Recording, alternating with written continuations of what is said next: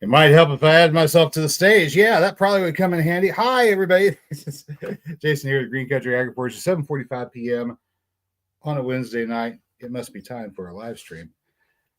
Pardon me a moment here while I do the old yank out my shirt tail and wipe down my glasses so I can see properly trick. It's going to be one of those days. If you notice up there at the top of chat, if you're coming in, I pinned a comment. It's a link for a song called Horses by a guy by the name of Jesse Wells. Great stuff. Absolutely great stuff. If you got like a spare 3 or 4 minutes, head over there and listen to it real quick, either right now or later on. It's just good stuff. Good stuff. I may actually have to buy the album whenever it comes out. So, how is everybody doing? Rhetorical question. I don't really care. You don't have to tell me. Hi, everybody. Grandma Zoom said, hurry, I need sanity, please. I don't know why you're coming here if you're looking for sanity. I think I left that behind a while back. Or what was it that I think it was Krishnamurti said that being well adjusted to a sick society is no sign of mental health or something of that nature. Vicky says, too wrapped up in the tale of the Argo to properly comment on it, but its implications and connections are quite literally stuff. Thank you. Mary was wanting to know, okay, why do you want to go back and like rewrite stories that have already been written? It's like, hey, because I woke up one morning and realized that I'm Jason. And I probably ought to like make some corrections or something. The story didn't go that way; it went this way instead. See, the thing is, back in it was probably about 195. I'm not exactly sure when. Somewhere in between, maybe 195 to 200 BC, or who knows, somewhere after 300, whenever the Library of Alexandria was put together. Apollonius writes this story, and he goes and he presents it, and it's written like it's supposed to be a play or a poem where you actually orally present it to the audience. And so he presents this story that's supposed to take all of the existing Hellenistic area myths and sort of tie them together with one central theme that sort of just meanders everywhere. And so he invents this character called Jason, who is supposed to be inheriting this little tiny like city. That's the kingdom, is like a city by the sea is all he's supposed to get. It's not like a big kingdom or anything. It's like one little tiny city state. But things have worked out so that his wicked uncle is running the place, and he gets raised by the centaur Chiron in the enchanted forest. Chiron, of course, is the same guy that trained Hercules and some of the other heroes from mythology. Of course, I hear that Hercules is going to be in the story. I go, okay, I have to read this story because everybody wants to know about Hercules. We get in there, start reading like a couple pages in. It's like, wait, a couple pages in, Hercules is gone. He's like, his oar breaks, and then he goes to get another oar, and the ship leaves without him, and he's not in the story for the rest of the story. It's like I came here because I wanted to hear about Hercules. Dang it, I don't want to hear about romancing all these girls and stuff. But as it turns out, over the course of my life, I missed 52 years of being this guy called Jason, and for some weird reason, every single one of those events out of the story kept popping up, and it kept popping up, and I was like, wait a minute, I've read this story before. I've read this story. Yeah, Vicky was saying it was both. That was what I read. It was out of Bulfinch's collection. Yeah. A whole bunch of those, and as it turns out, you get these stories, and if you think of it as sort of like wisdom lore or whatever, the story is written in such a way that your titular character, Jason, he's naive. He doesn't know what he's doing. He's got the idea in his head that he's going to go get that kingdom. He's going after it, and he doesn't really stop to think about whether what he's doing is the right course of action or wise or any of that sort of thing. He's just bulldozing his way through history, apparently. So you probably don't want to base your life on what that character does, but maybe based upon the decisions they make, you can choose to do different things or see what did work and go that way whenever those circumstances arise. The cool part is the mythological Jason, because the story keeps on getting retold over and over and over again throughout history. He winds up with a whole bunch of different outs. So you get to the situation and you see this situation rising up in your life and go, oh, well, this actually I recognize this from the story. Let's do this instead of that. So in a way, it could be kind of like living a life with as a character out of a choose your own adventure. It's just not everybody has the book already written for them, huh? But I think there was something to that. Once upon a time, maybe around 300 BC, whenever they got together and decided they were going to try to assemble a coordinated mythology, that perhaps the idea was if you can come up with enough of these little stories, right, that are supposed to teach you the life lessons, you put those stories out in the culture. Then whenever a person going through life encounters situation, they can go, well, what's the story that applies to this situation as it relates to me being the person character that I am being in this situation? And they can pull that story and go, oh, this is what I'm supposed to do in this situation. So you have basically a script that you can run for whenever you encounter whatever this particular problem is. Ideally, you have enough of these worked into your culture so that your culture has this body of wisdom. The old Sumerians called them May, or May was kind of like your blueprint or your recipe for doing whatever it was that you were supposed to be doing. And a lot of times, it's like literally, this is the May for baking bread, and you have list of instructions on how to do that. Here's the May for getting girl to fall in love with you. There's a list of instructions you can follow that. So the idea is you have your wisdom lore that's disseminated through the culture, and since people know what they're supposed to do based upon the wisdom lore that's in the culture, whenever they encounter situations, it's not really even a big question about what they're supposed to do. They go, oh yeah, I know what to do in this situation. They go do the appropriate thing automatically, as if you didn't have to have somebody sitting on top of them making sure that you're doing the right thing, because it's already ingrained into your culture, the right way to behave, right? So that concept sort of disappeared for a little while, and then it reappeared in systems architecture as complex adaptive systems, with artificial intelligence and machine intelligence, trying to create the appearance of intelligence in a complex system where you have individual agents that follow programming that's appropriate for that agent. And whenever it interacts in the system with other agents, which are also running off of their own programming, the behavior that they exhibit whenever they interact with each other produces an effect that is like intelligence, but it doesn't require an actual being there making the choices, because it's already pre-programmed responses just built into the base code of each agent. Fun stuff. Yay. Sorry, didn't want to bore you with that. Anyway, we were going to be talking about the May, or special instructions for keeping yourself perpetually youthful. And obviously, if you're looking at me, you can tell I'm not young. I'm 52 years old. I'm 53. Sorry, I had a birthday and forgot to notice it passing. That happens sometimes. So we're not talking about keeping yourself eternally young physically, although it can help with physical youth and longevity. We're talking more along the lines of, how do you go through your life and you avoid getting old up here and old in here? And if you get old up here and you get old up here, you're going to get old. You're going to get old here too. I mean, that's pretty much a given.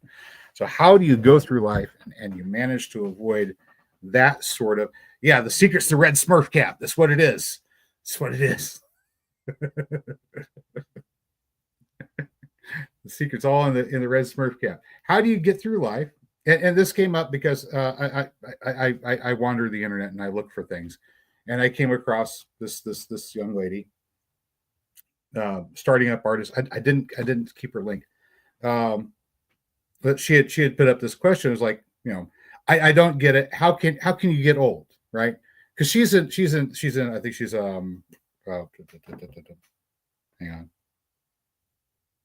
it's a four, right? Four, and then A is she's 22. All right, I had to do some math here. So she's 22, very very young, right? But she's just had this momentary existential crisis, like, oh my god, I'm gonna live for how many years? How do you do this?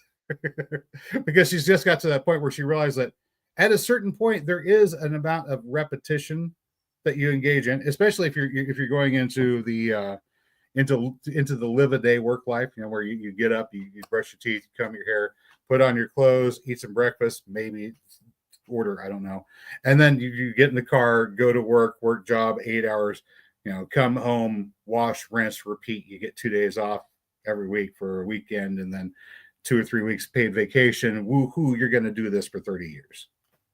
How do you do this, right?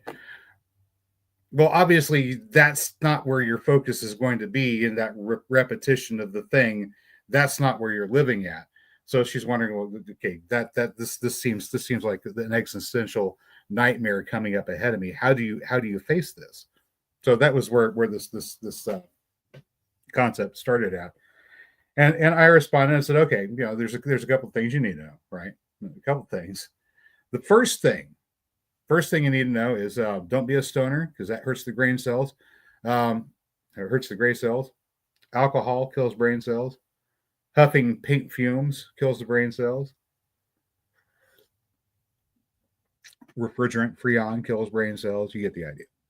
Don't kill too many brain cells. Only enough to bring yourself down to human level intelligence, so everybody else has a chance. That's all. Okay. Perry's saying old age is like kids. It just happens. All right. So the first thing you have to know about all of this is you are the gatekeeper of your experience.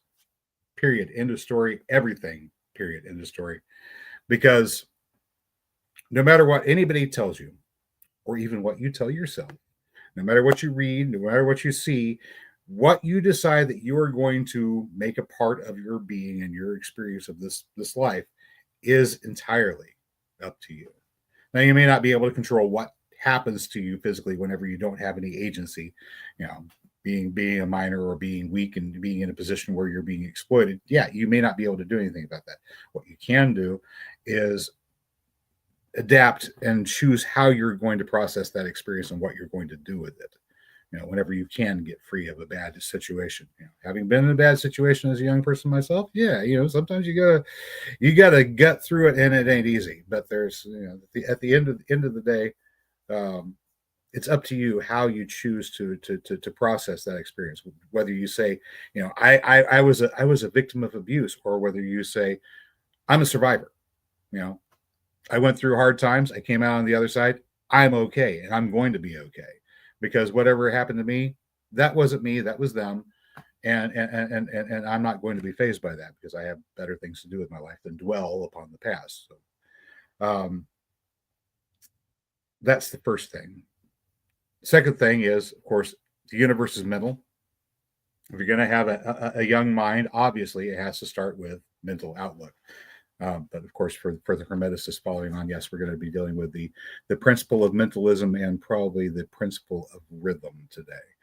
All right, so 3 aspects: mind, body, and spirit. We'll do with mind and then spirit, and then we'll get around to body eventually. Hopefully this won't take too long.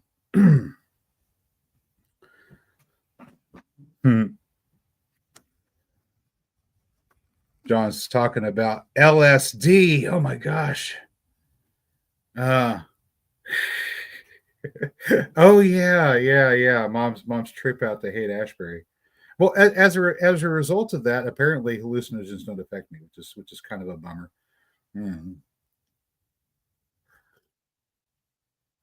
But I learned a neat little breathing trick that allows me to manufacture my own supply anytime I want. We might actually even get to that later on.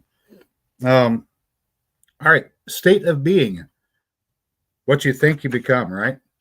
We want to become youthful. So we want to begin by cultivating a youthful frame of mind. And this is where the principle of rhythm comes into play.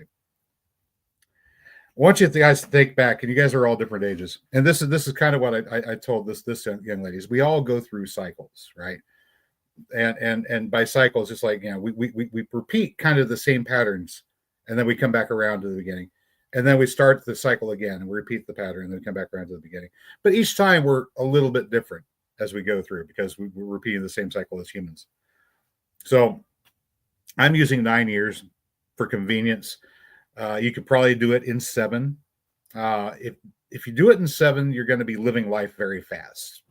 So life will be going by like snap, snap, snap, snap, snap. And maybe, and this is pure speculation on my part, because I hadn't really thought about this when I was younger, and it's something that didn't occur to me until much, much later.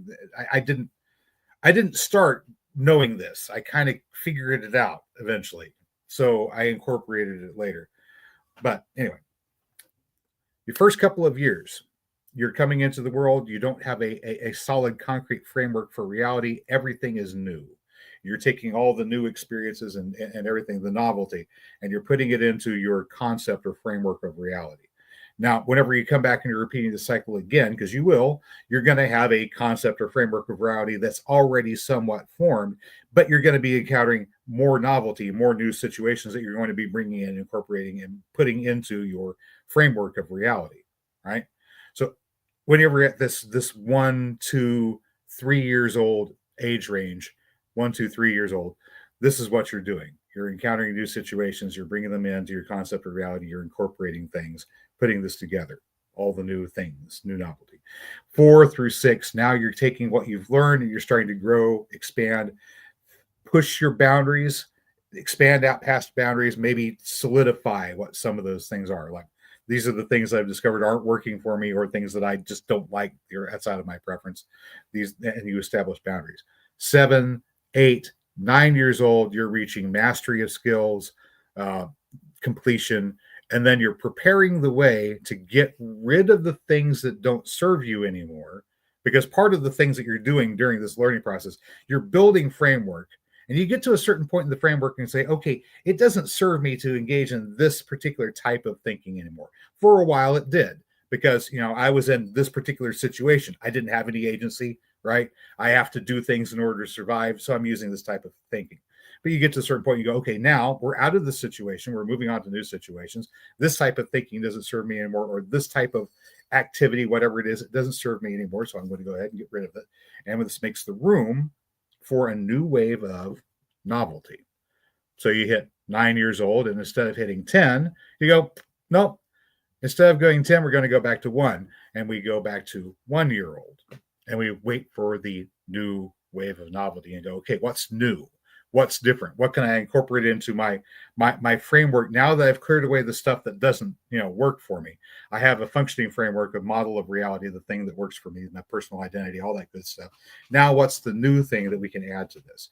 And so if you keep on using this rhythm, going through cycles, whether it's 7 years, 8 years, 9 years, I think maybe if doing the math isn't too much of a trouble for you, and you don't mind keeping a calendar so you can keep track of it yourself, 12-year cycles might be interesting.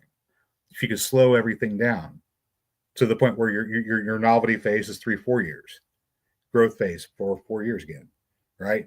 You get to and then expand the amount of time that you're spending on your growth and development during each one of these things. And if you do a cycle of 12 years, say 12 cycles of 12 years, it's 144 years, and you're keeping a young mind. Question is, can you keep your body alive that long? Like, right, already now we're talking about going past 120. But what are you going to do? If you get the medical technology, you get the understanding of how to keep the physical being going for longer periods of time, and you will. What do you do if your mind is stagnated, right? If your mind's stagnated, it wouldn't matter. You're just repeating the same things over and over and over again. There's no life. There's no being. There's no growth. So using rhythm, you can reset your personal calendar. Right. There isn't a calendar based on 12 years. It's not like you just have to make it for yourself. It's the only reason I'm using this cycle of 9 years is because we use a base 10 mathematics system. That's the only reason. It's just because it's convenient for the math system that we're using. I don't know that it's necessarily ideal for a human being to kind of incorporate that. Maybe a longer cycle would be better. But like I said, this is experimental. Working on trying to keep young mind, but you also have to have a young heart as well, a youthful spirit, because we're composed of three parts. We have the mind part, we have the spirit part, we have the body part. So keeping a young spirit already by using that rhythm of novelty, growth, mastery, clearing away what isn't useful anymore, and then resetting that particular cycle or series of cycles. And you could use the let me see if I have it up here. I might have it up here. I do. I can put this up on the screen maybe. Where is percent? I made a chart. Let's see, here it is. Let's share that thing on the screen there. This chart here is, let's see. It's crazy. It's crazy. Let's blow this all the way up here so we can see it. This is steps to growing a garden. I put in, let me get this thing deselected so I don't do something weird. There we go. All right. So I already did one video on this previously, where we started just with the ground preparation and putting in the initial things into the new expansion forest garden on the north side. Video about a year ago on that. This particular set of steps, it goes for 7 steps: preparation, implementation, germination if you're sowing seeds. If you're not sowing seeds, if you're using cuttings, then it's generation, production of the roots getting established, growth, maturation, fruition, and then of course a rest period, typically in the winter, right? A period that you allow the soil to recover from the work that you did. Over here on the other side, we've got the cycle of a seed from the time that you sow the seed to the time that you reap the seed. But the way this flow chart goes, it isn't actually straightforward. It goes from sowing to germination, then to generation, then to growth, maturation, pollination. So it kind of wiggles back and forth like a little double twisted helix of DNA, if you want to think of it that way. There you go. We can do more with that particular set of rules at a different time. Let me get that off of there.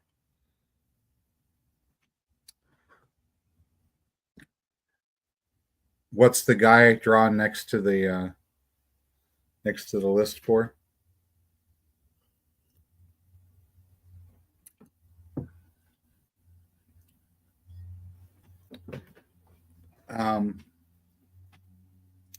We'll get to that. All right. Hey, there we go. I said what is base 12 used for held by people with 6 fingers on each hand? No, I don't think so. Probably not. Probably not. Maybe. Well, we had different mathematic based systems in different civilizations. Like Mayans had base 20. Sumerians, no, was it base 20? I think at one time they thought it was base 5, and then they realized that there was more to it, and they said it was actually they had 2 different mathematical systems. So they had a base 5 and a base 20 system. And then Sumerian, they had a hard time. Base 60, yeah. So the Sumerians like they were trying to figure out what it was, and every time they looked at one of the tablets and they thought they had the dates, like, well, that doesn't match up, right? Well, that doesn't match up, right? And then yeah, it's just like base 6 or base 60. It's just craziness. Why they did it that way, I don't know. Yeah, well, yeah, maybe, yeah, 60 minutes, 60 seconds. So it's all based upon the rotation of the Earth and dividing the day up. Maybe, yeah. I guess that would be a nice way to do your mathematics. You just, it's like everything else. If you're not used to using that type of math, then it's going to be confusing. Like hexadecimal, I understand how it's supposed to work, but it confuses the heck out of me. All right. Binary, I can kind of get. Hexadecimal, just a little bit too complicated for my poor old lizard brain. All right. So we were talking about having a youthful spirit. A youthful spirit is a rested spirit. Here's kind of a thing that you can do, sort of as just to see where you're at. Just take your hand, you stick it in your pocket, right? And you just do this while you're standing around, not while you're sitting. It's kind of hard to do when you're sitting. You leave your hand in your pocket. I was going to put it up here, so it's in my pocket. It's in my pocket. Now, under ordinary circumstances, you got your hand in your pocket. You don't have anything at all that you need. You don't need to go swat a fly. You don't need to go get a drink. You don't need to answer the door, the telephone, to write a letter, to swipe on your screen. There's absolutely nothing that you need. All right. Whenever you're at a space when there's nothing that you need, your hands resting in your pocket, you can sit here and think, I would like to move my hand. And you can have that thought running through your head all day long. I would just love to move my hand. I'd love to pick up my hand and move it over there and scratch my nose, even though my nose doesn't itch. I have no need, but I would like to. And your hand's not going to do a darn thing. Because the thing that ultimately makes your hand decide to start moving is whenever you engage that thing called will and you move the hand with the will. But it's not the stray thought that does it. Whenever your spirit is at rest, stray thoughts don't bother you. They just go, oh, there's some stray thoughts. Hi, bye. How do you get to rested spirit? Well, you get to a rested spirit by alleviating the baggage, things that weigh you down. If you were listening to that song from Jesse there at the beginning, right? Yeah.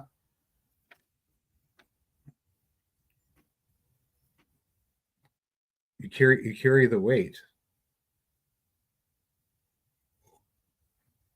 And you don't need it. Baggage, fear, envy, hatred, horrible stuff.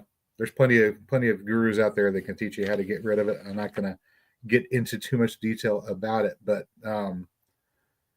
until you get rid of your emotional baggage, you can't have a rested spirit. So if you don't have a rested spirit, you don't have a youthful spirit. And even if you try to stick with that rhythm, it's going to be mechanical and forced, and you won't be feeling happiness and joy in it. It'll be just something that you're enduring. And you're back to the entire, well, why am I grinding through life anyway? Nobody wants that. Wait. Brian says, I heard good news about Oklahoma lately on national news. I like. What about good news? What happened? What was the good news? Mary wants to know about road rage. No, road rage is tough, right? So forgiveness is that ability that you have to cut yourself free from holding yourself hostage to the expectation that there's going to be some justice for whatever wrong that you perceived happened. Whether it happened, whether it didn't happen, whether that was just your own misconception, your perception, it doesn't matter. Because as long as you're sitting here holding yourself hostage to the need to have some sort of justice, then you can't move on. You're actually like anchored. Like you've taken a chain and gone, okay, I'm gonna wrap this chain around my heart, and I've tied it to this stationary object over here, clunk, called this person's an asshole. And now until this person gets what's coming to him, I can't move on from here, right? Cut that. Pardon me. Cut those ties. It doesn't matter whether they get what's coming to them or not. You want yourself to be unburdened, and once you are unburdened, then you can get into rhythm. But you can't get into rhythm when you're tied down. You know, you're weighted down, you're tied down, you're hauling a whole bunch of weight. You can't get anywhere. So part of that keeping your youthful spirit. It's getting rid of the baggage. You don't need it. Doesn't do you any good. Don't worry. They're going to get what's coming to them. But don't dwell on the fact that they're going to get what's coming to them either. That's no good. All right. If anything, you just like wish that they will experience enlightenment. There you go. On to the physical stuff, the body. The body. Now, the main thing that keeps you getting old and really physically old too is stress. Seriously, stress.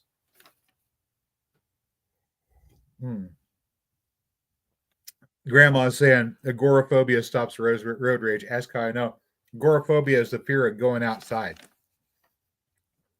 I don't want to go out there. It's yeah. It's how I feel about the BA Expressway. I don't want to go on there. There will be no road rage incidents for me on the BA Expressway because I'm going to avoid that place. It's full of crazy drivers. You take your life in your hands whenever you go out there. Mary saying, yeah, that ain't nothing.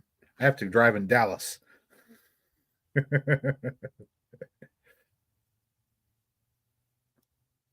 I-75. Yeah. All right. So physical body stress, number one, biggest thing that's going to jack you up and make it so that you cannot stay young is stress. Absolutely stress. Biggest thing. How do you deal with stress? Well, I mean, obviously you don't hang on to the baggage. That alleviates a lot of stress right off the bat. Remember to play. Play is fun. Play is important. Seek enjoyment in life. That doesn't mean that you need to seek nothing but nonstop hedonistic enjoyment, but make sure that you take the time to do the things that you're enjoying. As a matter of fact, the things that you do for work ought to be things that you're enjoying. If you do the things that you enjoy, you aren't really working. But there is such a thing as, too much of a good thing. Don't let your joy become your burden. Would be the other way of looking at it. Now, the video I produced recently, I said, whatever your talent is, whenever you examine your purpose for being here, why are you here? Whenever you get into that and you start examining that, that's your oars, right? That's what you pull on to get where you're going. That's what you invest your energy into.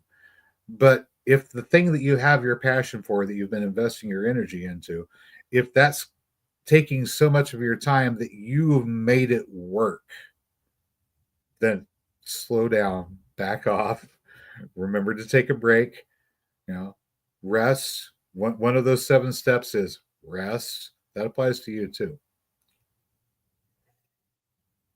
Yes, Ecclesiastes, even though I don't necessarily agree with Saul on everything, he's right on this one. To everything, there is a purpose and a season.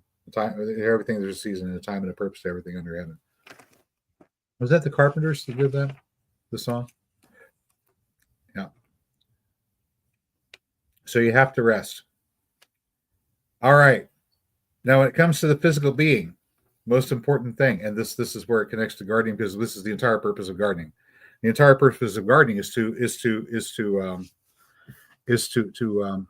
facilitate this one most important thing to longevity, and that is breathing. I know it sounds cheesy. Like the key of the secret to a long life is breathing. Breathing properly. You'd be surprised. We grew up our entire young lives and nobody told us how to breathe properly. You'd think it would be instinctive and everybody would know. But no, it's not. It's not. Quite often we breathe through our mouths because we want to get like a lot of oxygen in, fill lungs, especially when we've been doing like a lot of exertion, gulping the air. But unfortunately, whenever you gulp air, it changes the shape of your face and it affects your health. It makes your face look ugly and it makes your health bad. It's just weird. You're a lot better off going through the nose and through the nasal cavities. There are structures in your limbic system that are impacted by breathing through your nose. So some of the chemical manufacturing that's responsible for your mental state is affected by the air passing through your nasal cavity. So you got to make sure that you can actually draw air through your sniffer. So make sure you keep your airway clear. All right. So Vicky's saying breath, wind, and spirit, same words in Hebrew. Yeah. So if you're looking at Genesis, God breathed the breath of life in his nostrils and he became a living soul. That's important. If you say breath of life, this also is ki or prana. Prana, ki, breath of life, same thing. Same thing, depending upon your tradition. Whenever you breathe, there's a little scene from Matrix where Morpheus is talking to him and says, "You think that's air you're breathing?" It's like kind of like there's more to it than that. And I kind of like that they put that in there because in a way it's kind of giving you a clue. It's not just air that you're taking in, right? It's not just air that you're taking in. When you think about what it is that you're doing with your physical body, you're combining elements, right? You're taking in water, you're taking in air, you're taking in sustenance in the form of complex carbohydrates, right? Sugars, fats, and so on, protein chains. And then whenever you consume those, you're breaking them up, and the alchemy or the chemistry that's taking place in your body is breaking those up chemical bonds up to yield energy. And you're getting energy forth out of those chemical bonds that you're breaking. Well, part of what you're going to need to make that happen is lots and lots and lots of oxygen. You have to get oxygen into your tissues, and the oxygen has to go into the tissues and to all of the cells, to the very tips of your fingers, to the tips of your toes, all over your scalp, everywhere in your body. The oxygen has to get there, and it has to be enough oxygen so that whenever the other materials arrive to do the synthesis to generate energy, that you can actually get energy out of it. Otherwise, your circulatory system is just going to be pumping materials around nonstop until it's like, okay, the stuff's no good anymore. Let's toss it in the disposal. Let's get rid of it. It's gone stale. We're going to have to get new stuff. We expended all of this energy trying to get the materials of life to your cells, but your cells weren't ready to do any metabolism because they weren't properly oxygenated. Oxygen is really, really, really important. So the entire point of gardening is to make sure that we have oxygen to breathe, because we cannot get it from anything else here on the surface of the planet than terrestrial vegetation. Way back in the day, I mean, it's been over a year now, I did a video about the deal with what's going on in the oceans. Technically, there's more oxygen in the oceans than here on the surface, but at the same time that there's more oxygen there and more production of oxygen going on in the water, most of it stays in the water, and we don't actually benefit from that. The only way we would benefit from that is if the seas dried up and released the oxygen that was in solution, which would kind of kill off all the life in the seas, and that would be no good for anyone. But that's the way we would get more oxygen out of the ocean if we were going to get oxygen out of the ocean. I don't think we want to go there. So alternatively, plant forests, not just trees, forests, multiple layers, 1, 2, 3, 4, 3 layers best. 3, canopy, a shrub layer or understory layer, some vines, maybe some ground cover, herbaceous perennials, 3 to 4 layers of different things. That's going to capture most of that solar energy coming through. And by the time the solar energy gets to the surface, to the ground, we've managed to use photosynthesis to convert most of the CO2 that we have available into oxygen. Oxygen is what we need to breathe. And if we can't breathe, then we can't live. If we can't live, then we have very short lifespans. Short lifespans, you're dead. Old Tibetan saying, the deeper the breath, the longer the life. I very firmly believe this is true. All right. So, to that end, first breathing exercise is called 3 quick breaths. Ideally, you want to do this when you're standing up. I'm not going to do it standing up. I'll back up again. Anyway, I'm not going to do it standing up. Ideally, you got to do this standing up. This is something you do like whenever you first get up in the morning, or whenever you notice that you're going along and you notice that you're not getting a full breath. Typically, this is something you want to do when you go, I'm not getting a full breath. I don't think I'm inflating my lungs all the way. I think I'm having short breath, not shortness of breath, but like I'm not getting a full lung full of air. So you start out by taking 3 quick breaths, and that's just very simply as much air as you can haul in one go. Get it in through the nose, through the mouth, however you want to do it. If it's dusty outside, don't have your mouth open, and then forcefully out through the mouth, and then again. If your nose is stopped up, you're going to have to get in through your mouth. But the idea here is to get as much into the lungs and out as possible. 3 quick breaths.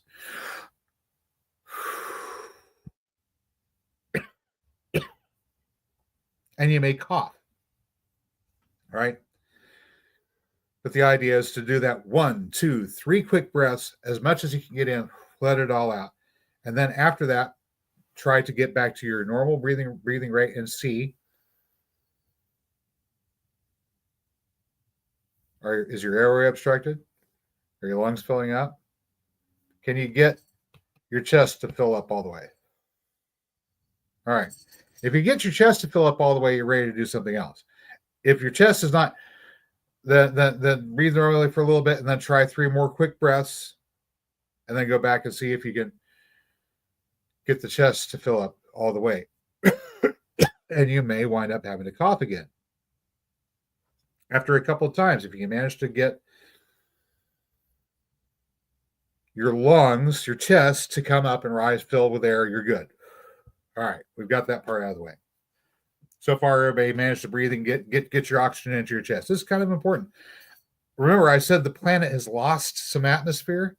We are adapted to living in a much more dense atmosphere, an atmosphere with about 140 trillion tons more atmosphere than we have right now.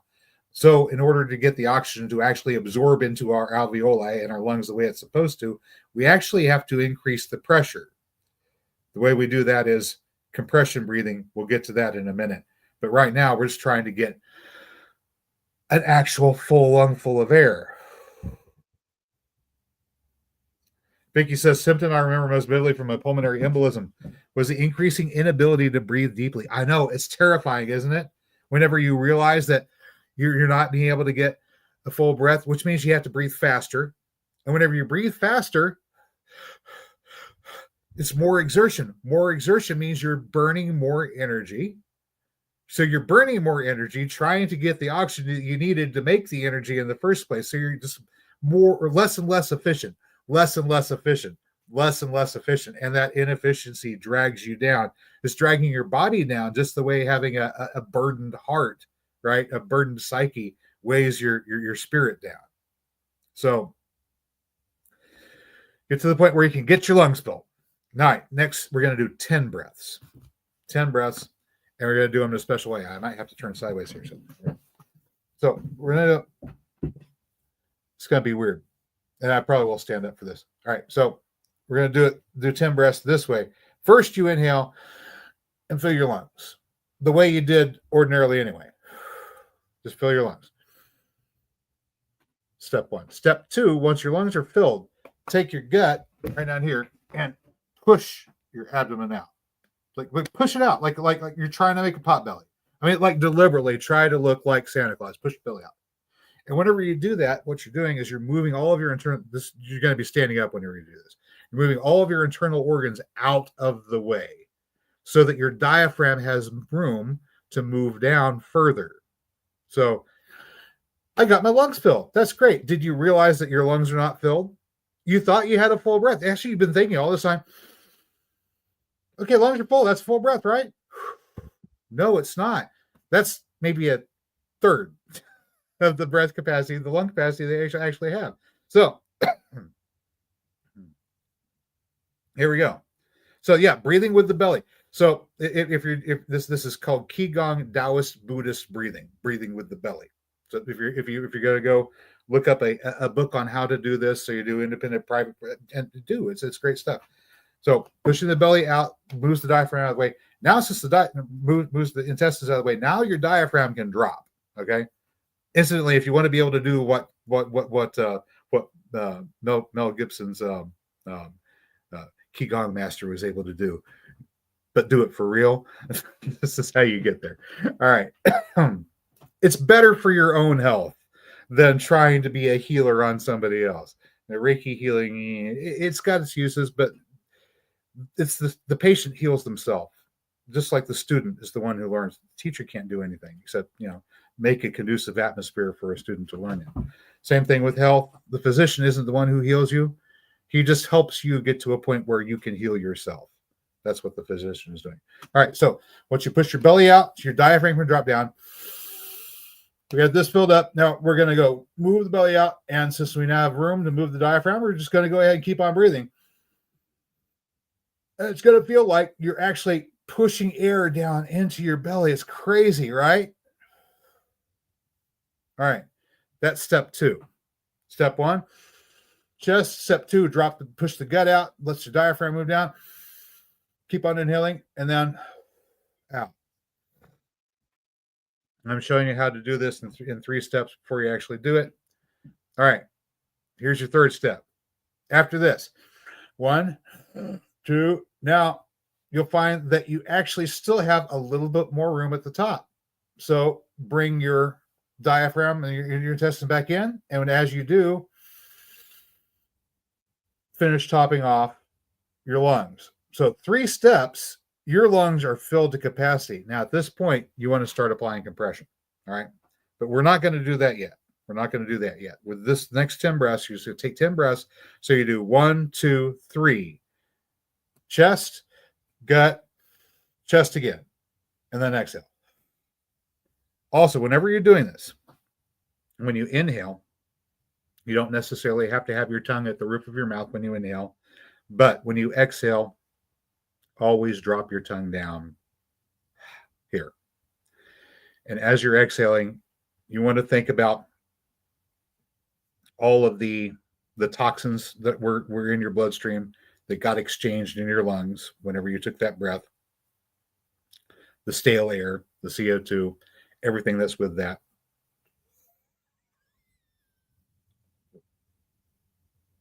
You're going to be trying to expel as much of that as possible.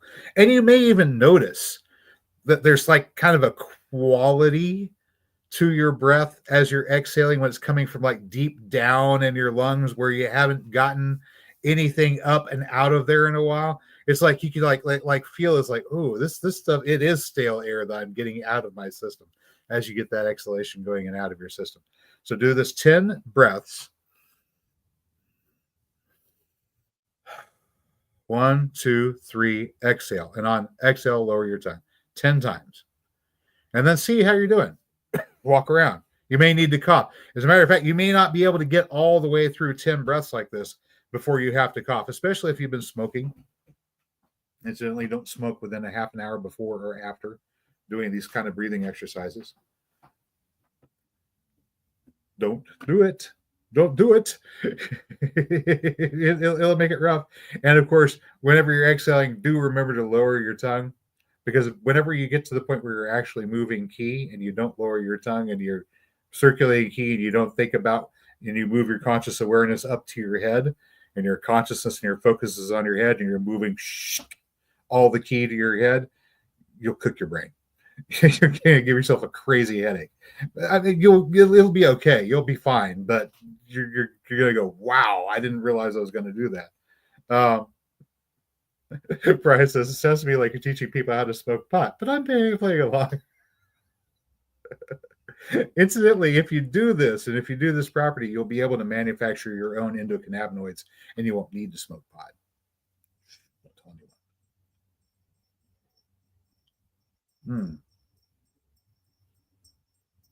Oh, we are receiving a package. Okay. All right. After you've got 10 breaths, and you might just, the first time you do this, whenever you wake up in the morning, 3 quick breaths, and that gets you a real quick rush of oxygen, gets you up, alert, and awake. Immediately after that, drink water, get some light on your face, so you can reset your circadian rhythms and get yourself out of sleep. You don't want to walk around in a slumber and sleep all day. Wake up and get up. And then 3 quick breaths first whenever you get up, and then move on to 10 if you still have any blockage there, right? Because this is like what you're trying to do. Yeah, Grandma say it stretches my esophagus. I'm going to show you something else here in a minute too. In a minute, yeah, I'm going to go ahead and stand up. I'm going to stand up to do this. Do I have lights on? Yeah, I might actually give myself more light by taking this off. Okay, here we go.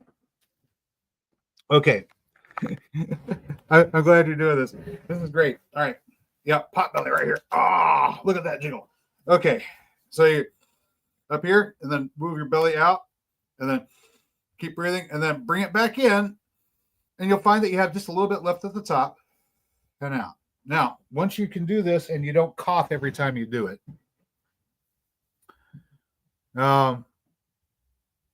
through my lens, I'll cover that in a minute. There's some crazy wild stuff about how long you can actually live.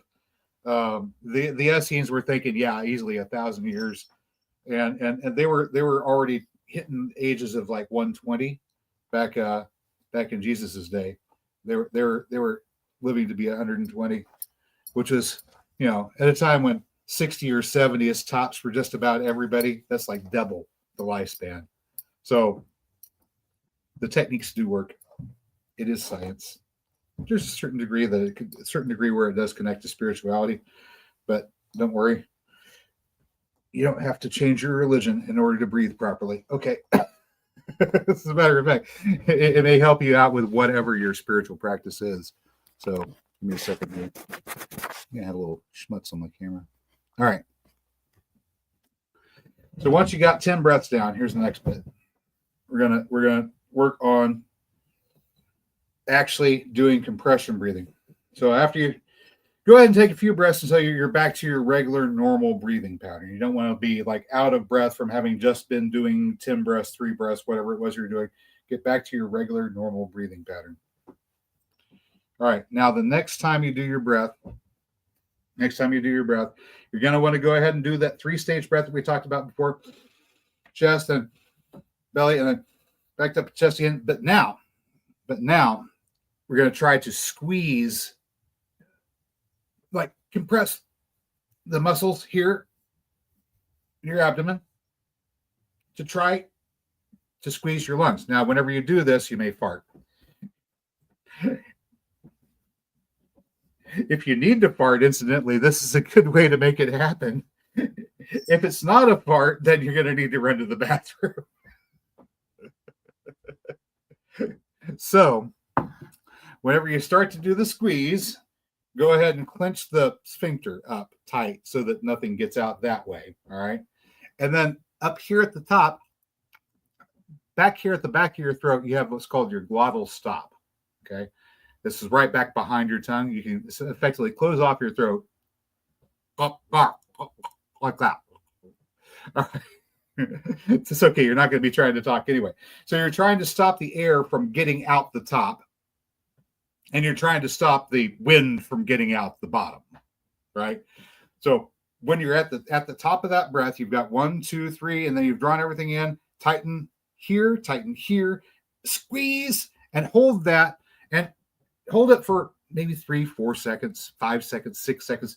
Don't hold it too long. Just hold it for a little bit, and then exhale through the mouth. So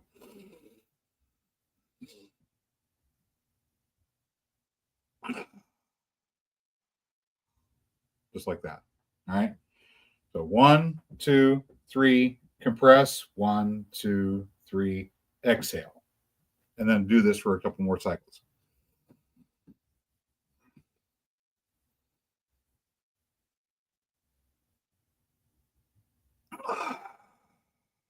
All right.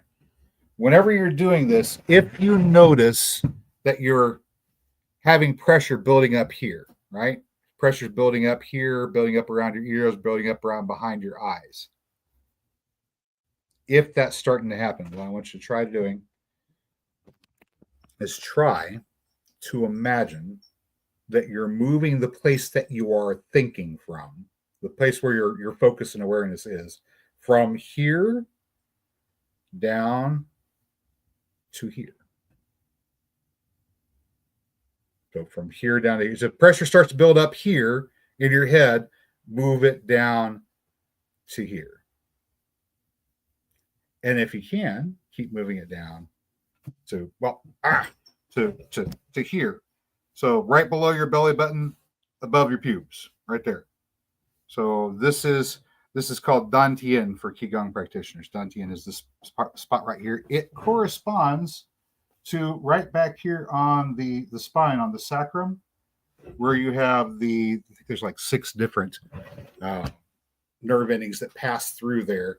So 6 different nerve channels that pass through there, and blood vessels that pass through there as well. So there's this really, I guess, oxygenated air. It's a nexus point where all of your nerve impulses and oxygen and blood pass through right there at that spot. So it's essentially everything that you have comes down through here and out through here. If you're looking at this like a Y, right? Input, output, in and out, in and out. All right. So try to do 5, 10, 15 breaths like that with compression. And do that just a little bit every day. A little bit every day. Doesn't have to be a lot.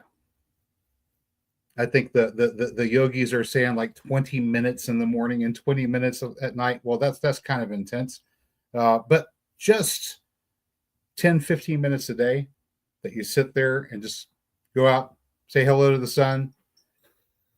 Remember to breathe. Remember to get the old stale air up and out of your lungs. Get your tissues oxygenated. I mean, especially getting your tissues oxygenated is so helpful. And of course, getting enough broad spectrum light so you're not in a funk, especially in the winter, whenever it's gray and hazy and just not so fun outside. You know, getting something like a pink bandana to hang over your window so you get a little bit of red lights, something that isn't gray. Rose-colored glasses work too. There are people who are running around blue blocker lenses, blue blocker. You can walk up to the little dollar store down the street, and for $1.25 get a pair of rose-colored sunglasses that will work just as well. You don't have to spend a whole lot of money on it. All you're doing is changing the wavelength of incoming light to kind of fool your mind into not thinking that it's winter. That's all you're doing.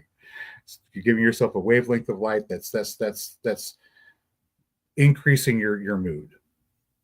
So increase your mood. Remember to play. Breathe and breathe effectively. Remember, we're kind of on a planet that we haven't been doing enough gardening on. So the quantity of oxygen or quality of oxygen that's in each breath isn't where it should be. So compression breathing at least a couple of times whenever you're doing this. You can do this whenever you're sitting in traffic. This is great. Standing in line, you're in queue or you're in traffic. You're someplace where they won't let you smoke, but you want to smoke. All of that stuff, you know, especially if it's in a situation where somebody's trying your patience, right? There's nothing you can do about it except sit here. And if you focus on that, you're just going to get upset. And getting upset doesn't do you any good because that's just going to stress you out. And getting stressed is what's making you get older in the first place. So you just sit there and go, okay, I'm going to breathe. Breathing costs me nothing. Breathing makes me feel good, right? Especially whenever you start getting really good oxygenation into your tissues and you start waking up, then it really does. It's like a drug almost. It's crazy stuff. At some other time, we could probably get into more advanced Qigong breathing if you guys are interested in that sort of thing. If not, then there's plenty of resources for that. I would go with just like a very, very simple, easy exercise for okay, I'd go with maybe 2. Now, there's a guy by the name of Jeremy Pittman who does a channel called Pit Steak. Let me find his channel stuff real quick. He was able to do this with kinesthetics, which means basically you like feel resistance, and based upon resistance, no resistance, you can tell where the key is flowing. See, he has a problem. He can't visualize. He has aphantasia. So because he has aphantasia, he can't exactly visualize doing Qigong exercises and yoga the way other people can. So he's kind of a useful resource if you happen to have that particular challenge. He says he's writing a book currently that may be useful. Now he doesn't do the full on Nidan Qigong stuff that I do, but it's okay. You don't have to be you don't have to be insane.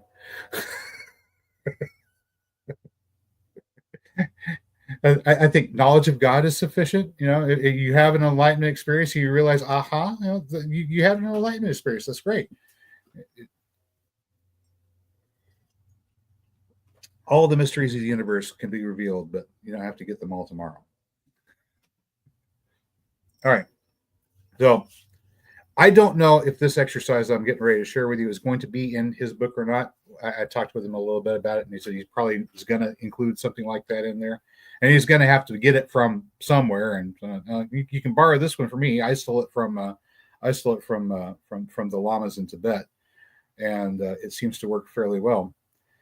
Now, if you're looking at the garden plans video, you've got a diagram of man that kind of does show you crown, brow, throat, heart, solar plexus, sacral, and root chakra.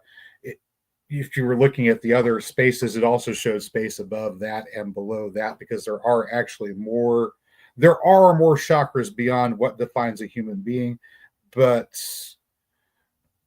don't worry about those. Really don't worry about those. You're not going to be exploring there anytime soon, possibly ever, until you die. Don't recommend it until you're ready. But heaven is real. It absolutely is real. I was thinking about this for a while because I showed up as a guest on a show when I was talking about my near-death experience, and I really want to make sure whenever I give you information, it's either I'm giving you entertainment or I'm giving you reliable information, or as close to true as I can get it. And I can't tell you the absolute truth because nobody can. We all have our own experience that colors everything. But the question that came up was, well, what happens to you after you die? Is there a heaven realm? Is there a hell realm? What goes on with that? And it's like, well, who dies and comes back and actually knows the answer to this? The experience I had was at the gates of that great beyond, not the far side of it. So anything beyond this is just speculation. But from the way I understand the way this is supposed to work, the ego consciousness that creates the ability for you to say, I am me and you are you, and for me to say, I am me and you are you, was sacrificed so we can have that experience. But it belongs to the Creator. Since that belongs to the Creator, it's going to go back to the Creator. It's eternal, which means the thing that makes the ego that is you and is I is apparently eternal. So the heaven realms, I suppose, do exist. Interesting. Anyway, moving on. All right, so simple exercise. All right. If you can visualize, what you'll do is whenever you're inhaling, you want to visualize that you're inhaling a mist, like a mist that's filled with sunshine. You know how, if you were listening to the story I told about how we had this mist that was shot through with sunshine, it's a golden mist, a haze, that sort of. Okay, well, that's imagine this is what the air that you're inhaling is. It's this golden mist. It's going to fill your body up with golden light, gold, like gold. So whenever you inhale, 1, 2, 3, golden light. So your body is expanding like a balloon being filled with golden light. You don't even have to think about anything else other than like, my body is a balloon.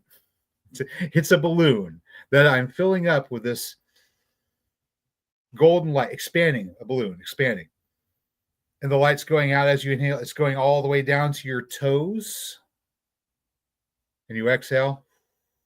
And then whenever you inhale, life's coming in, it's filling you up, and it's going all the way out to the tips of your fingertips. And you can even do this whenever you're doing it. Well, you like just pretend you're holding the balloon in your hand, so you can.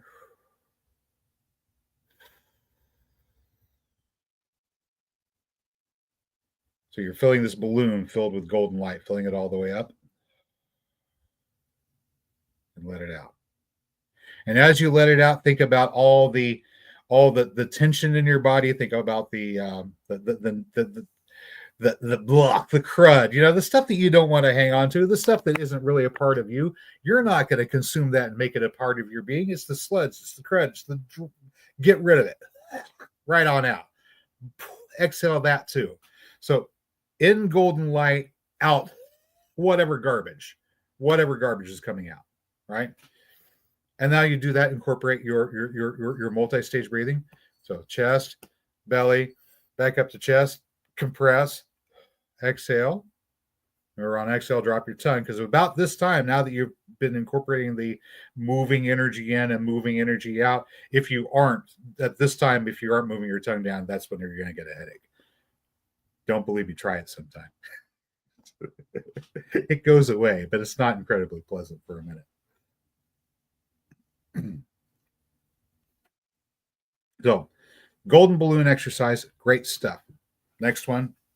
And I'm running through these quick because we're just going to do this. We're just going to do this as I'm going to lay this out for you, and then you can go independent practice for like half an hour. All right. So the next exercise, we've only got 2 more to go through. The exercise is called being. Well, no, let's not do being a tree. Let's do making waves. Making waves is fun. All right. So making waves is we're going to stand about like this. Okay. So. Boy. All right. So very, very loose horse stance. Your knees are going to be underneath your shoulders, and then knees slightly bent. That's all you need. And of course, you can't see me. Not that you need to. All right. The knees slightly bent. We're going to make waves. I'm going to do this from the side. All right. You know how we're doing the breathing, right? Okay, not a problem. So now, whenever we do this, I'm twisting kind of to the side so I can see you guys. But you're going to do this just facing one direction, right? And you could be doing this in the morning, so face east, and then you can rotate around and do it in the different cardinal directions and kind of feel what. Well, we'll get to that later. You're going to start feeling things, which is fun, but you'll be able to kind of feel the energy coming from the different cardinal directions, which is awesome. Hi, Kitty. How you doing? All right, making waves. So you start out just relax. Inhale, right? Exhale. Put your hands out in front of you. And kind of think of yourself as being in, if you've ever been out to the ocean, you're wading out in the ocean and you're right about this point where your center of gravity is where you've got the water. So you're just sort of able to just float right around your center of gravity. And that's where the water level is, right there. So you're going to take your hands out and you're lay the hands on the water. So just imagine like you're laying your hands on the water. Hands are on the water. And then you inhale. And as you inhale, I want you to just pull your hands up and imagine that the water is swelling up under your hands.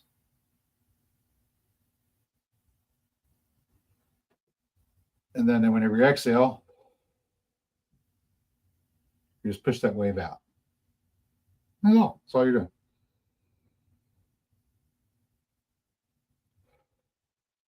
And then you're going to turn around and face a different direction. You don't do this 5-10 times while you're doing your meditation, your daily meditation. And think about Bible verses. Think about Tao Te Ching. Think about the poem that you heard that was so captivating to you earlier during that day. Think about Jesus. Anything you want. Just this you're going to be moving your body so you can let your mind work. And just feel that water rising. It's not water.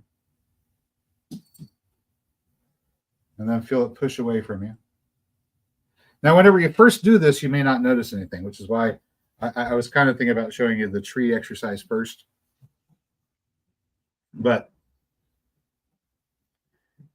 it's not typically the one that I start with.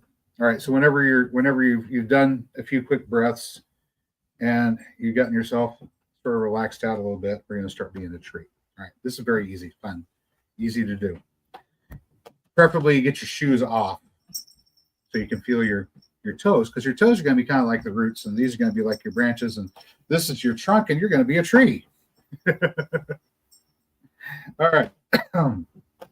So when a tree is doing its thing, it's going to be using a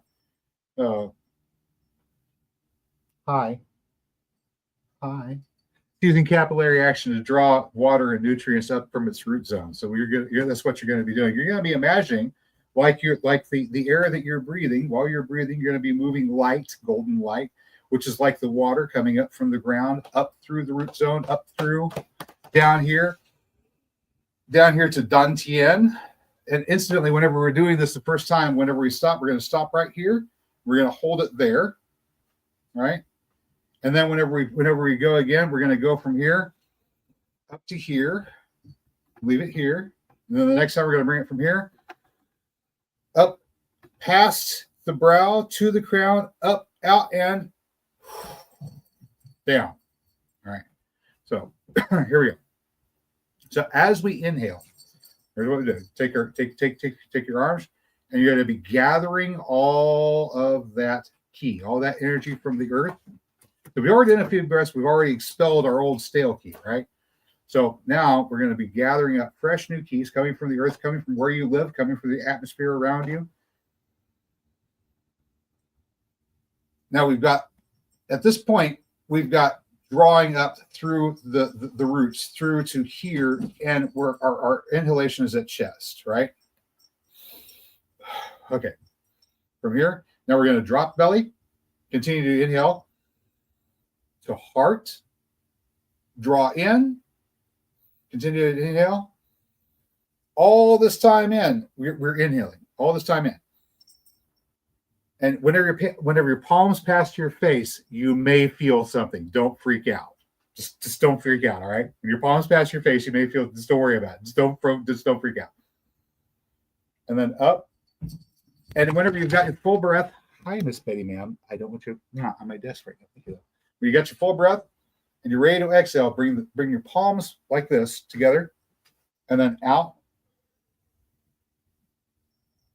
And at this point, you're going to be just allowing everything to scatter down. Kind of like whenever the leaves of a tree are doing their respiration, and they're inhaling and they're exhaling, right? They're exhaling as well. So whenever you get up to this point, and then let it come down.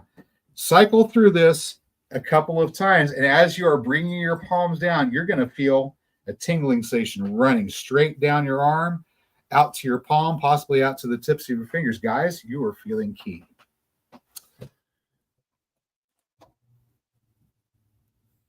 Mary says, okay, hands off the keys. Everybody starts breathing. All right, so here we go. First stage. Second stage. Third stage, exhale. And whenever we're doing the exhale, let me get this. Okay, so we're coming up here. When you do the exhale, get your arms out here. Just kind of like you're doing the breath stroke. You're breaking through. Breaking through. Now, Grandma, if you're still with us, you said you noticed earlier that your esophagus was stretching. Now, this is kind of cool. Whenever you're standing up and you're doing this and you reach up, you're also extending your body cavity just a little bit more. And that means what? That means you can get a little bit more oxygen in than you were even getting before. It's a little bit more oxygen in than you're getting before. All right. So 1, 2, 3, 4.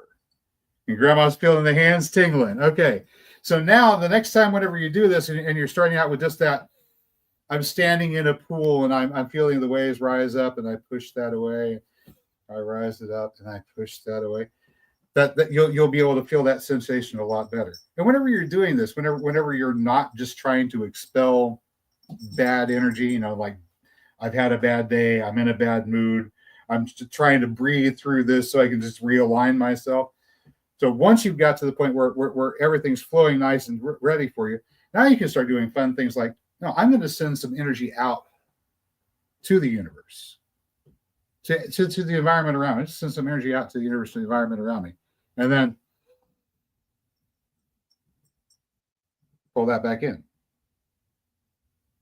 Now, as you go through this process and you start getting yourself used to it, as you're sending that energy in and out, and you'll be able to tell, well, this is my energy, and this is the energy that's coming in from outside. My energy is coming in from outside. Pardon me a second. It's probably why we better talk about that tree diagram before we get too much further down the road, because otherwise,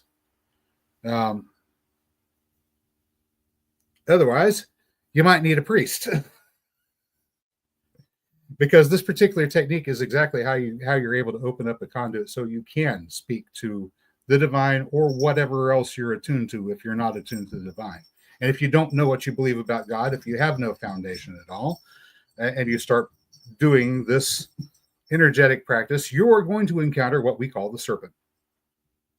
That's what you find on the tree. You're going to find the serpent. And the serpent lies. Just, it does. Can't help it. It's what it does. Doesn't mean to even, but that's what it does. So, yeah. Vicky saying the most insidious and pernicious lies are the ones that are almost all true. Right. Exactly. So, I mean, why would you want to do this? Why would you want to contact this being? It's not a being. That's the reason. It's we apply ego to it. We give it ego, and because we invest ego into it, which we shouldn't do, it winds up taking on a life of its own. This thing that talks to us, that gives us ideas. We're always receiving ideas. Incidentally, whenever you have a thought, whenever imagination comes to you, where do you suppose that comes from? Do you think it came from inside this box between your ears? It's not where it comes from. But whatever you're attuned to, whatever you've set yourself to by the way you fed yourself, by what you eat, by what you think, by how you feel, by what emotional states you're allowing yourself to exist in, that's going to establish the frequency that you're picking up whenever you pick up something from the tree. Okay?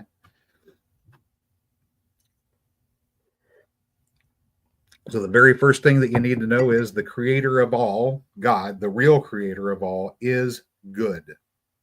Not only is God good, but God was good before there was ever anything created, which is very important to remember, because one of the first things that was created was duality, this from that.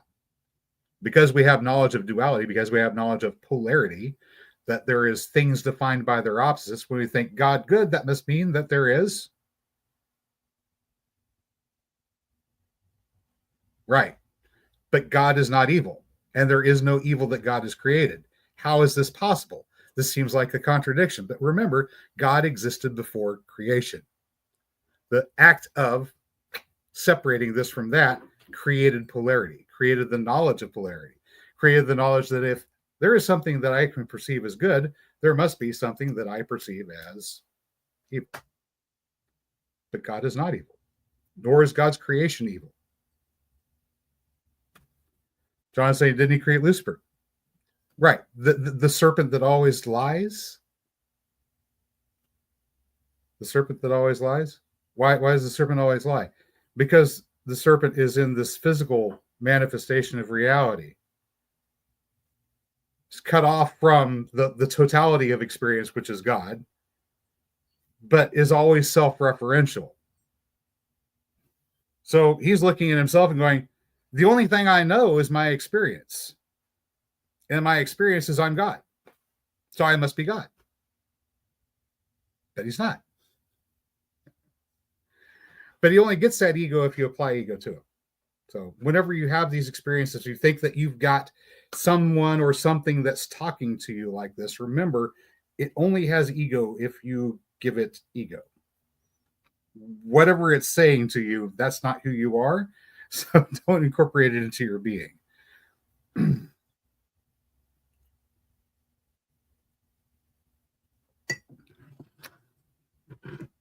Now, what is all of this stuff for anyway, right?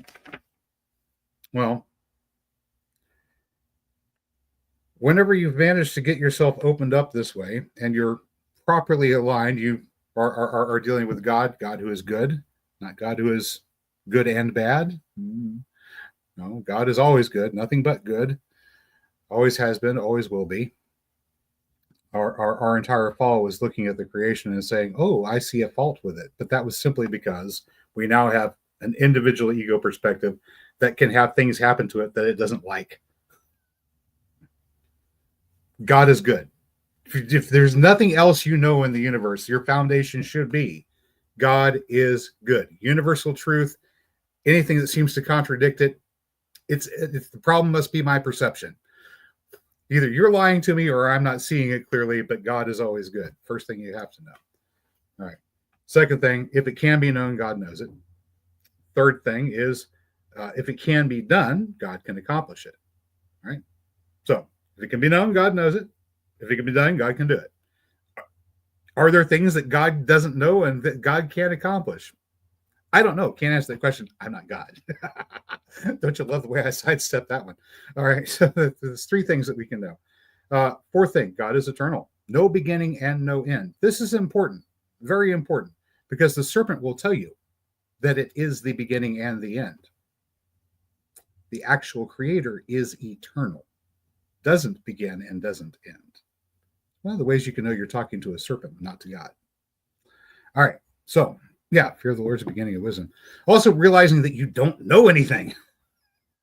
I have data points, but I don't have understanding. When you realize that you don't have understanding, then you have the ability to actually start filling your cup up with information. Until then, your cup's all the way filled and you can't put anything else into it. You have to empty your cup out before you can put more stuff in. Part of the reason for going through the cycle in your life where you examine what's going on and clear out the things that don't serve a purpose for us anymore. They aren't helping. Creepy burning bush. Well, yeah, it also helps if you do this whenever you're sober and you're not under the influence of, say, moldy rye bread or something. All right. God is good. First and foremost thing you have to remember, God is good. God is functionally all-knowing, omniscient, and omnipresent. God is eternal. God is complete. God doesn't make mistakes. That's a hard one to wrap your head around whenever you see so many things that seem to be misaligned, right? So many things are out of whack. How is it possible that if God created this world that we live in, that it's so out of whack? Well, of course, part of the reason it's out of whack is because part of God's creation was making this human being with hands and a mind and the ability to go make choices and do things. And part of the instructions were, this is a garden, tend it, and man isn't tending the garden. So it's whack. All right. So Gnostics, you're going to run into encounter sometimes. They're going to tell you some of the same stuff that I'm talking about, right? But they're going to tell you that the creator is evil and that this is a prison. This is a horrible way to look at life. Horrible way to look at life, because automatically you've got the idea that God isn't good and our experience is supposed to be punitive. That's not what we're here for.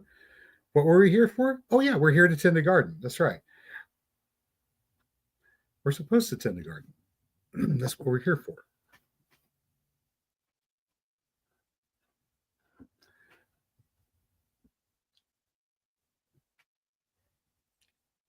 We do the job that we're here for, we get a good experience. We don't do the job that we're here for, we get a bad experience. Kind of is self-fulfilling. Right.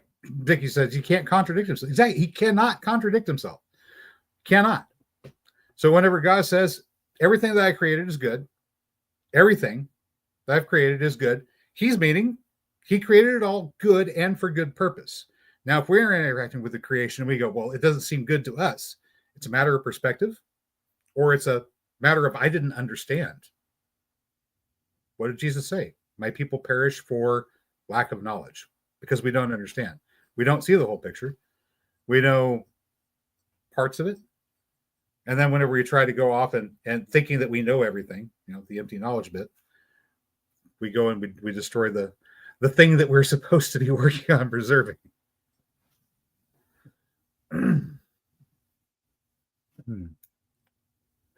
Through my lens said, I had a book with breathing and meditation routines that took me to some weird places. I wish I could find it now. Let me see here. I believe the one, L.V. Carney, I think it is. L.V. Carney, Qigong Basics is a pretty good one. It's a pretty good one. And of course, it will cover things like your meridians, channels, chakras, fun stuff like that. The Tree of Life diagram, whenever it's drawn up properly, also deals with the chakras, but it deals with them a little bit differently than it's done in the Indian yogic tradition. A little bit differently. I kind of like the way it's done. I don't have a diagram to show you right now of the way it's done. Ordinarily, you'd have it and you have the central column, and there's one spot down there at the bottom. That's Malkut, or the root. And then above that, you've got Yasod, and then it branches up there, and there's Netsha, and Chesed. That's victory and splendor. And those feed into Tiferet, or Tiferet, that's beauty. Beauty is corresponding to the solar plexus chakra here. And I like to think of this one as being kind of like a diode. If you're thinking about this entire diagram as being a flow chart, an energetic flow chart that allows you to align yourself with the cosmic consciousness that is the creator, and be able to go forth and know that what you're doing is the right thing. That's kind of useful to know. But the solar plexus chakra, Tiferet, is beauty, which is also in a way it connects to truth. So we have truth up here and beauty down here, right? Beauty is in the eye of the beholder. We like to think of things as being beautiful, but what is it that we think about them that's beautiful? There are things that to us appear beautiful. This is our preferences. In reality, God created everything beautiful. It's just whenever we apply our own particular preferences to things, we say, well, that's beautiful and that was not beautiful. This is beautiful and that's ugly. As if we know, right? As if we know exactly what it was that the creator needed to make the miracle happen the way it happens, because it takes all different types of beings interacting to make the whole thing.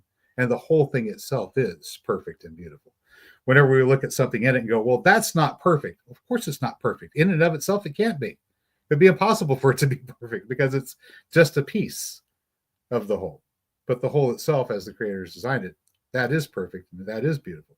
So this diopter here, or not diopter, this diode here that we've got says, whenever I'm looking at what's before me, do I see the beauty of it, or do I not see the beauty of it? Do I see that it is good, or do I not see that it's good? And maybe I don't exactly see, but I still understand that is the way it is, and so I should treat it that way, right? And whenever you do, then this chakra opens. You can have flow through it. Likewise, up here at the throat, this is also humility. If you're proud, if you're full of yourself, you can't present as well. You're puffed up. But also, this deals with truth, right? So if you're lying to yourself, you ever notice whenever you're lying to yourself, your throat gets tight and sore? Isn't that weird? Weird how that happens. You start feeling sorry for yourself about something. Whenever you think about it, you go, and it's also when I feel sorry for myself, get tightness in the throat. I feel sorry for myself. Same thing. Because the reason you feel sorry for yourself is because you've been lying to yourself about something. This is a misalignment with truth, and it causes you to have a tightness right there. Well, the same thing that closes you up, and you don't flow. If you don't flow, if you don't interact energetically with the world around you, and you're not being in a natural way, then you aren't surviving as long. It's just the way it works. We're supposed to be interacting energetically with the world around us and involved in the world around us, shaping the world around us, being the hands of the creator to make the garden and tend the garden. So anyway, Vicky's saying the first thing he said was not good for man to be alone. So he makes a woman. Yep. Mary saying, you can play with the glory just like you can smoke or fog. I suppose. I never really did have the ability to see it. I can kind of perceive it, and because I can perceive it, I know that it's there, but I don't really see it. Like when I was really, really, really little, I saw it for a little bit, and then the first, I guess, the first visitation of Jesus I had, that was removed, and I was shown some things, and then memory wiped. It's like, you're going to need this bit of information, but you're not going to need it until you come to the place where you need it. And then whenever you need it, you're going to discover it. It's going to be there. And then you'll realize that you've always known it, but you won't. Crazy stuff. I'm on a mission from God. Have been for about 45 years, give or take. And apparently part of the mission at this point means informing people that they're in charge of their own destinies, and that if they want to survive on this planet, you have to start working on tending the garden, because that was part of your basic foundational purpose for existing, regardless of any other aims, right? Regardless of any other aims. So there we go, an hour and a half talking about how to gain perpetual youth, not eternal life. You want eternal life, you talk to Jesus. That's his area. We're talking about maintaining a perpetual youthfulness in your mind, in your spirit, and as much as you can within your body, so that you can keep on doing the work that you're here for, because obviously we were created to do the work of the kingdom. All right.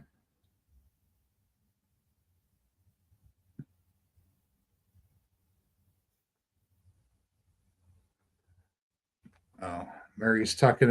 Apparently, Mary could see the glory whenever she was little. I remember her telling me about this. She had eventually decided that she didn't want to see things anymore. It's something. Yeah, I don't think I could have functioned if I'd been going through just seeing all the time. Even now, I don't see stuff, but I'm kind of aware that there is this process that's working its way through over there. That's interesting. Yeah. There's this energetic thing going and doing whatever it's doing. But when you're doing gardening design, you're looking for energetic flows. Kind of the same thing, but you're looking for that energetic flow of life to life, those interactions where consciousness has the opportunity to experience being. Essentially, this is what you're doing. You're making a garden where you're creating opportunities for consciousness to experience being. That consciousness being, of course, God itself. So you're in the process of creating and tending the garden. You're creating more opportunity for God to speak to you, if you want to put it that way. Anyway, guys, that's all I got for you tonight. I hope you found today's video informative or entertaining. If you did, you know what to do. Hit that like button, all that good stuff. I'm going to catch you next time. And next time, we'll probably get back into more like regular gardening stuff. I don't know. We're going to be doing some more cuttings and stuff here this next week or so, if it doesn't freeze solid on us. I think today I could have started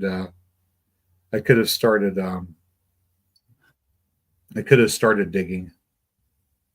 Maybe. I don't know. Mary's saying, encore, encore.